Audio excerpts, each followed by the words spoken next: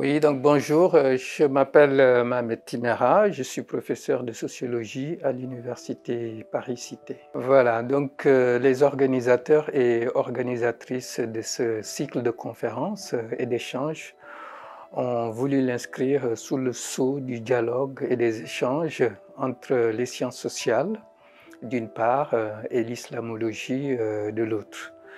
C'est vrai que moi-même, travaillant sur le religieux dans des contextes à la fois de mobilité et de migration, je me suis toujours intéressé à la question de savoir qu'est-ce qu'on pouvait faire en tant que sociologue ou anthropologue du texte religieux lui-même.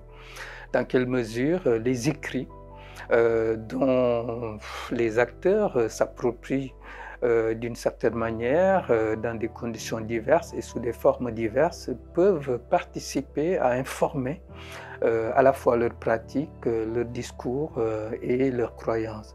Et dans quelle mesure aussi nous, sociologues et anthropologues, nous pouvons trouver dans les textes, ou devons trouver, quelque chose qui puisse participer à l'explication et à l'analyse de ces pratiques. Il me semble que c'est une question en fait assez large, d'autant plus que le texte religieux est un texte puissant. C'est un texte qui couvre des registres divers et qui parfois a des réponses à des questions sociologiques que nous nous posons. Donc toute la question de savoir si c'est dans le texte, c'est dans la théologie qu'il faut trouver la vérité sociologique des pratiques, ou est-ce que c'est à un autre niveau?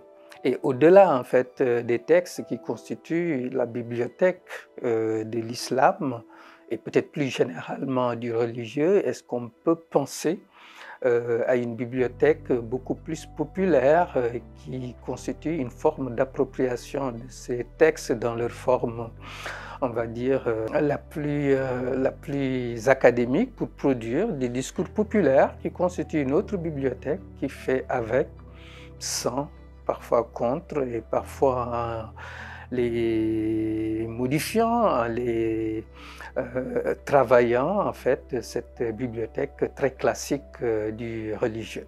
Et voilà, c'est un peu une manière d'objectiver les pratiques des acteurs au croisement de leur propre appropriation de ces textes religieux.